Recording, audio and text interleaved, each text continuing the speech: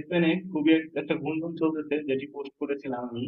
যে হচ্ছে কামাভিঙ্গা নাকি চলে না, কামাভিঙ্গা নাকি হচ্ছে বি টিমেও চান্স পায় না ফ্রান্সের। সে কিভাবে রিয়াল মাদ্রিদে খেলার যোগ্যতা অর্জন করে। আচ্ছা, আপনি রিয়াল মাদ্রিদে খেলা দেখেন তো? আর সমর্থক না হন, আপনি তো মাস্টবি হচ্ছে রিয়াল মাদ্রিদে খেলা দেখেন, কেননা এই রিয়াল মাদ্রিদ হচ্ছে চ্যাম্পিয়ন্স লিগের রাইভাল। তাদের প্রতিপক্ষ সবাই, মানে জোট মহাজোট সবাই, মানে মহাজোট হয়ে যায় যে হচ্ছে কিভাবে রিয়াল মাদ্রিদকে চ্যাম্পিয়ন্স লিগ থেকে বাদ দেওয়া যায়।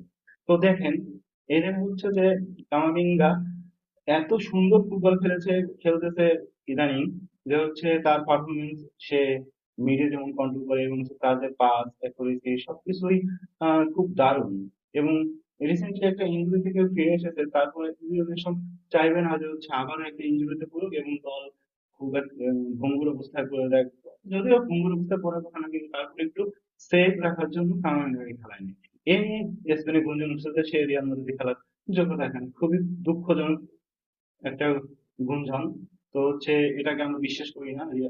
সে যেমন কামাভিঙ্গা যেমন রিয়াল মাদ্রিদে খেলার যোগ্যতা রাখে, তেমনি তিনি ফ্রান্সের দলেও, জাতীয় দলে খেলার যোগ্যতা রাখে।